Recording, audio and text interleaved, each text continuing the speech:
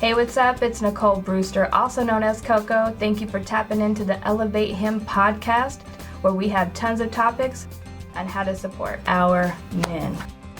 This call will be recorded and subject to monitoring at any time. Thank you for using IC Solutions. You may begin speaking now. Well, hey, you, what's up? What's up? How you doing? I'm good. We are on, yeah. We are on. Yes. So wait, hold on a second. So I wanted to just say thank you for being on my show, because I know it takes your time and then, trying to get all this information out in such a short period of time. So I just wanted to say thank you. It means a lot. And I just, we'll kind of glide into some questions while I have you on the phone, but I know we have a very limited time, so I want to try to cover as much as I can. So, but I just want to say I appreciate Absolutely. you. Thanks for tapping in. You're welcome. You're welcome. I think that's the work that you're doing definitely includes the voices of those of us that are incarcerated, and I think that's very important. Right. So, yeah, I appreciate you having me in to interview. Very cool. So one of my questions is because, we know that you are an inmate over at the Oregon State Penitentiary. And, when we talk about rehabilitation and stuff and guys getting out, just your opinion, this can be basically your opinion, or this can be, even from some of your, fellow inmate colleagues in there. So what do you think are going to be some of the most challenging parts of getting released and back into the community? Well, I think there's generally three barriers, and the first one is most likely housing, like secure housing. Not say secure because a lot of the times even guys with housing options, whether it's with family members or friends, because how the probation contracts are set up, they have to go back to the counties in which they come from, even if they have alternative options. Right. And so, for instance, if I'm from Monoma County and I fail due to gang violence, and I had an opportunity to move to Salem, that might not be a viable option according to my potential parole contract. And why is that? Because, why would they want to put you back in a situation? Like, that's where the stuff happens. So why do you think they put you back in there? Why, or what do you think that they do that for?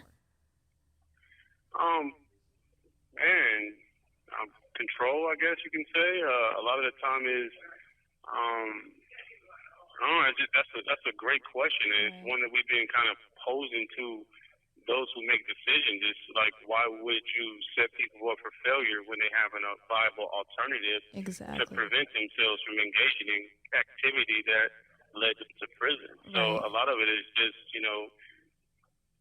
policies or practices that that they're used to doing. Is saying, well, you have to go to this specific county, but do you really have to go to this county when the goal is to set person up for success? Right. And you would think with just that little bit of change to be made, that somebody can thrive so much better in a completely new environment, right? Because if you're going back to the same environment that got you in trouble, you're dealing with the same people who maybe never got caught yet, you are in that kind of environment, and then it almost seems like it leads you back in. So what do you see the people that, have been in there going back again? Well, so my belief is I'm not sold on the ideal of or the concept of rehabilitation. I think rehabilitation in itself is flawed. It tells you that you need this specific help, and the system is going to fix us, right? Mm-hmm. So a lot of the times, what you see, you get guys playing a particular game. They're staying out of trouble. They may take a program here that they're forced to take because of their sentencing mandates or the program treatment mandates. Where the model that I actually believe in is the transformative way we think and how we view ourselves. If we don't change our thinking and then actually change our intent to engage in criminality, then I think guys are going to find themselves back in prison if they're coming to prison and they're playing a game, right, and they're not really changing the way that they see themselves. and generally, like, their use, their value to the community, to their families or whatnot. They're just coming to prison, they're doing their time, they're programming just like the system suggests that we should, versus actually trying to transform the way that they think in general. Right. Right. And that's got to be like frustrating, because there are people that really want, a better life, that they're really in there trying. And yet, it, like you said before, it almost feels like the system is setting you up to fail. And so you got people in there that are just doing the bare minimum just to get their time over with, but they go back out and do the same stuff in the same area with the same people. And then you find yourself just in that kind of rabbit hole, that system, and so it can be keeping the prisons full. It could be, doing, dividing still. So what do you think can be done on the outside? So with Elevate Him, as you know about what I do you think that's a good fit for somebody who's getting out of incarceration? Yeah, so one of the ideas that I know from past conversations is mentors.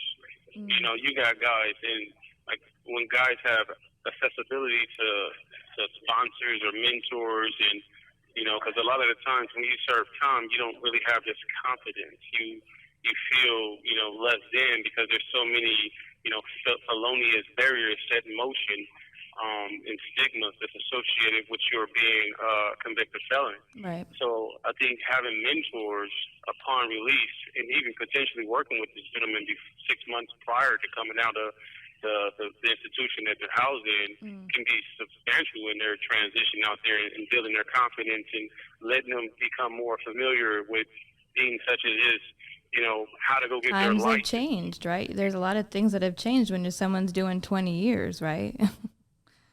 Absolutely. Like, yeah. I've been down 18 years. If I got out, like, I would definitely need somebody to assist me in a lot of things. Right. And just knowing that you have this pathway to be able to, seek help is really, really important. And then we have the general idea of men not wanting to really ask for help. Right. So how do we provide support? Right. So do you think when, the transition happens, you get back in the community, what are some things that you think men need, more of? Because when I was doing my research, and I've shared this before, even in my opening podcast and stuff, is that I believe that there wasn't anything out there. There wasn't anything geared to men specifically. There was women and children, and which is all good and all great. But when it comes to men being a very large number in our community, in our workplace, in our penitentiaries, and obviously very high, 4 times higher in the suicide rate, and yet we have the bare minimums for men, it baffles me. It feels like it's all ass backwards. So when you look at those numbers and you look at, men in the community and what support we don't have, what do you think we can do moving forward to get the guys the support they need? Like, what does that look like? Like jobs, and you mentioned housing, yeah, vocational training, things that make them feel like they're in a position to provide in a way to where they don't feel less than. Because a lot of the times, a man's confidence is shot because they're not able to put food on the table. So when you don't have that as an option, a viable option, you start to convince yourself that you need to engage in some type of activity to bring in some income to your house. And, if you don't have that and you're trying and you're being denied at different corners, then obviously that's going to put a lot of pressure, and it's going to create, this PTSD, this reoccurring trauma that men experience. And then that's going to lead down a spiral hole of, doing what you know best to try to be a provider. Right. So I think jobs for sure. Just general educational opportunities. We know that, providing education to people who are in prison can help stagnate or curb recidivism. And so having educational opportunities for those who get out to have a pathway to continue to support their transition and their transformation is can help a lot too. And again, it goes back to building their confidence, being able to see some value that they bring, or just, self-efficacy to where they're overcoming these barriers, but having that support and being, provided a platform to have these conversations to even ask for that support. Right. And it's definitely, empowering. Right. And I always, I've kind of switched up my vocabulary, a little bit when it came to the whole idea of help. That's a very heavy word, right? Because if you need help, then there's like a level of helplessness. And nobody likes that feeling. I don't care what gender you are, but that's a very huge thing for men. And so when I look at things, with what I'm trying to do, I'm trying to provide resources. I just want to be a connector. I want somebody to get out and say, hey, I want to get plugged into some jobs. I want to have a nice fit for my interview. I might have to go back and, do some court or see a parole officer. So I want to look like, I'm really about it. I want to learn things. And when you find out what they want to learn, like entrepreneurship, they want to get into maybe some co-parenting. There's another great nonprofit out here in Portland, the Know Me Now. And what they do is they help men, transition, and women, but they also reunite, them with their kids who might be in a DHS situation or a family. And it's a transition for everybody. And I think that's a really positive thing. So I think the more that we can connect on and how to serve better, because you guys are getting out regardless, right? So there's a lot that plays into that. And like you said, even the mental, where do you feel like guys are like mentally, after, going through maybe 18, 20 years like yourself? I think it varies. I think in general, like, it doesn't matter how much time you have, you're going to have that added pressure after doing, 18, 20 years in prison. And this is one of the things, as one of the leaders inside the institution, I constantly encourage people that it's the preparation, the transition don't begin once you transition to society. It begins now. So, being able to tap into some of the things that are difficult, talking about, some of the traumas that we've experienced, getting to the root cause of why we were engaged in, drug and alcohol, or, how do we allow our mental health, our depression, our anxiety, or PTSD, or any of these things that are normally stigmatized in the community. How do we address these things in order to become, better men? And I think generally a lot of people run from those conversations, and a major thing that I've noticed,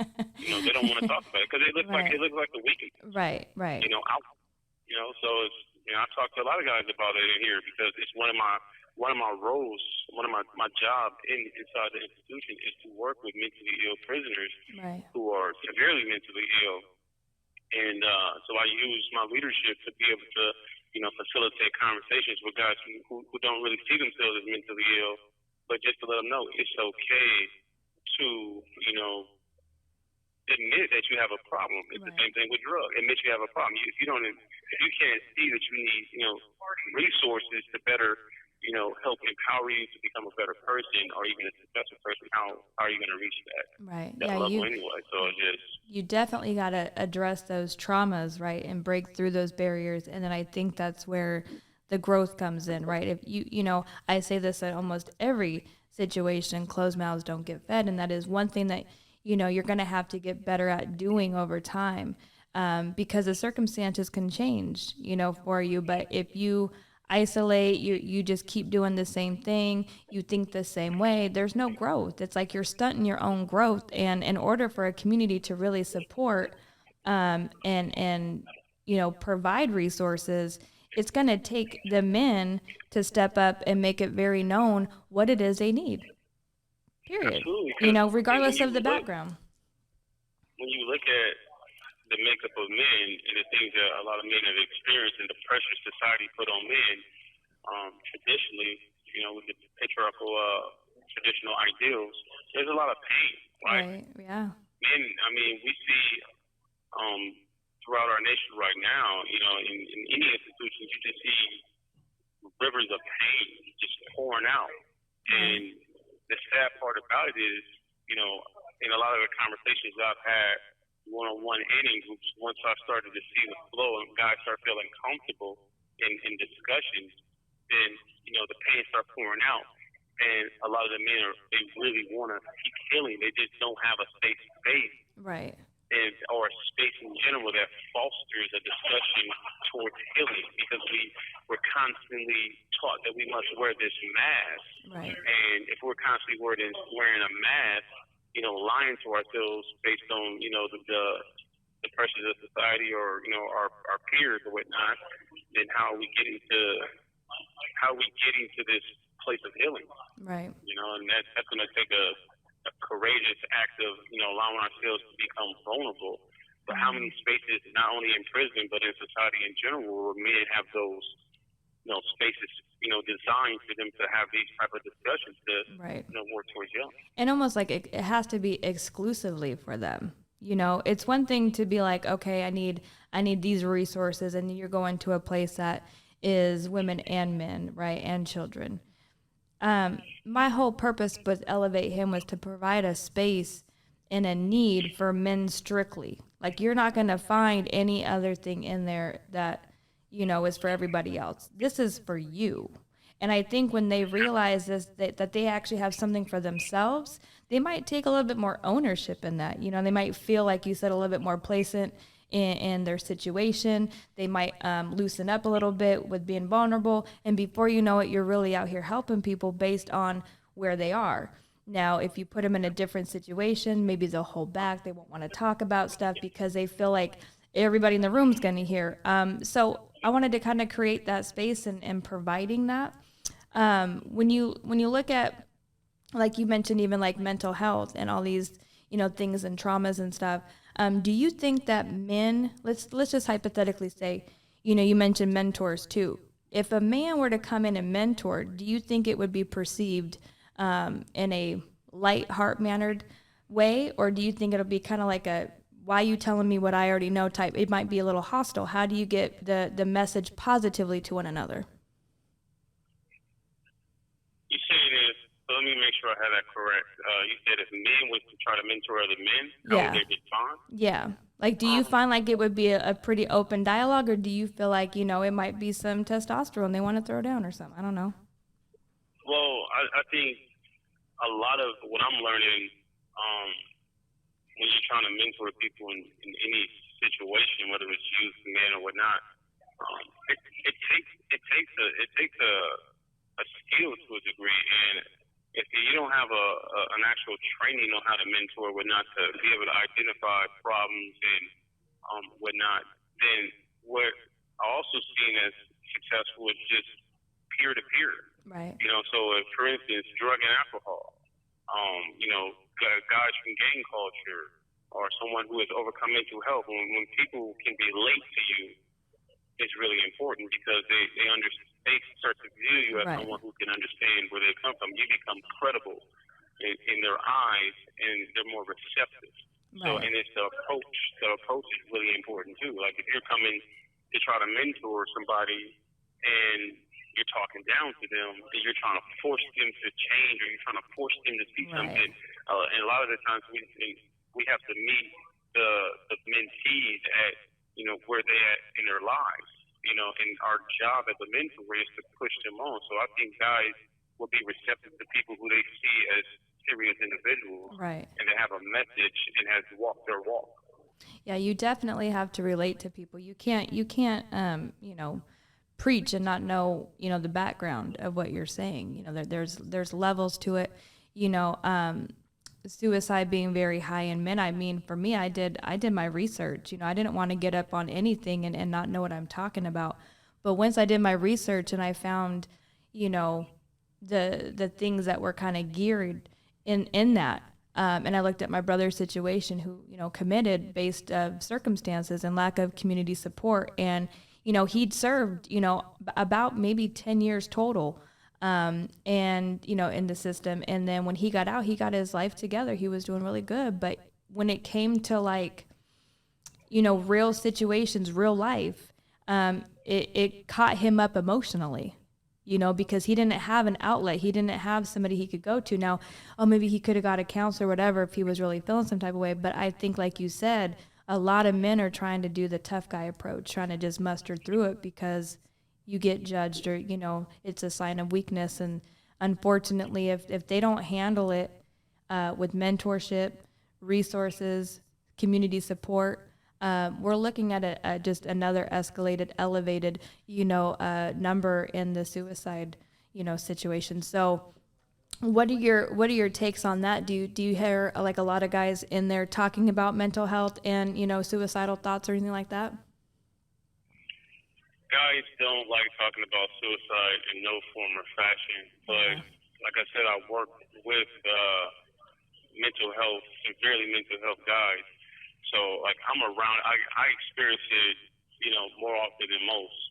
But mental health, lately, like I've been trying to do interviews and whatnot to try to constantly raise the awareness of mental health to let guys know that it is okay to talk about your mental health. Yeah, it's okay to not be okay.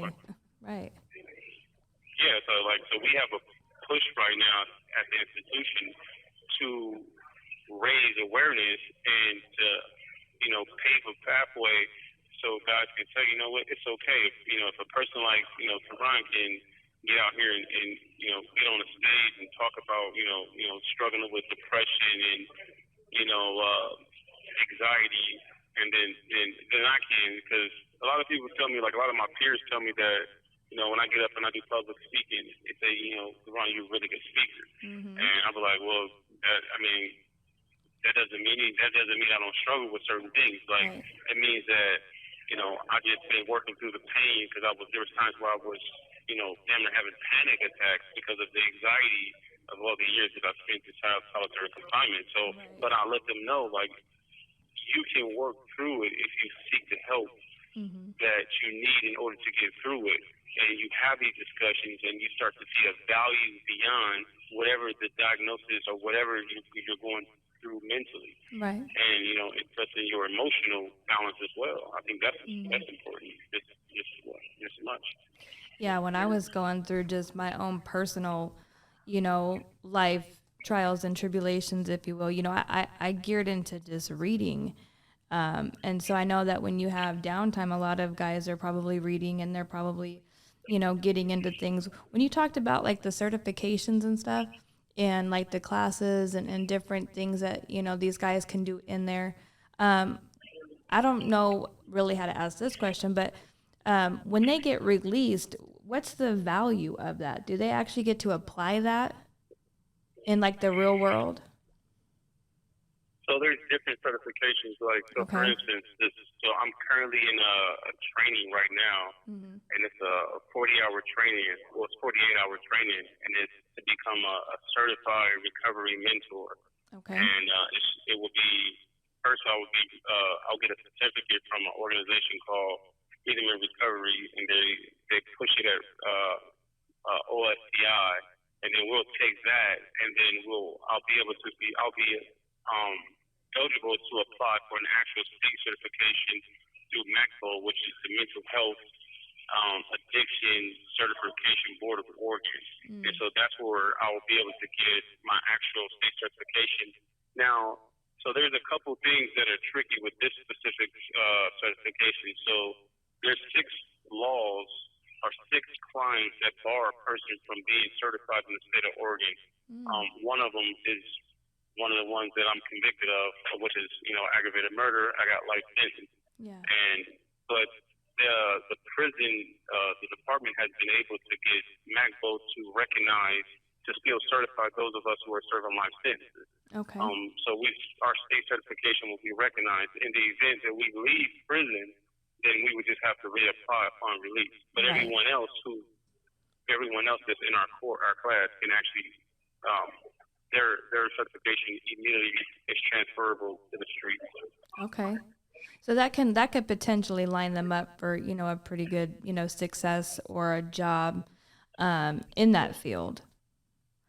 Yeah. Okay. Absolutely. Is there any other like programs? So when you're talking about, different things, like I think, I don't know, maybe this is just me being naive, but can you be a barber?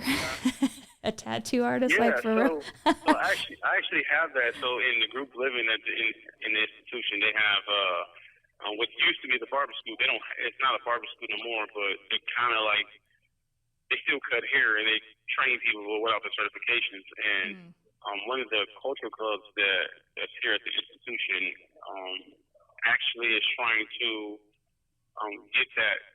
build that partnership up with someone to be able to bring the certification for barber certification back Okay, to the that would be really cool, because think about that, if they can actually partner up. Now, the only thing you got to do is get licensed through the state. And if they can make that available to do, you got a job, literally no pun intended, lined up, right? So I think it's that, to me, would be rehabilitation. That to me is saying, here is something that you put work in, you put time in, you did the whole course that was needed, and now you can actually make this a career. You could be an entrepreneur with this. You can start working under somebody else or an agency. And then it's more likely like you're going to stay grounded because you work so hard, right? For that, that's your reward.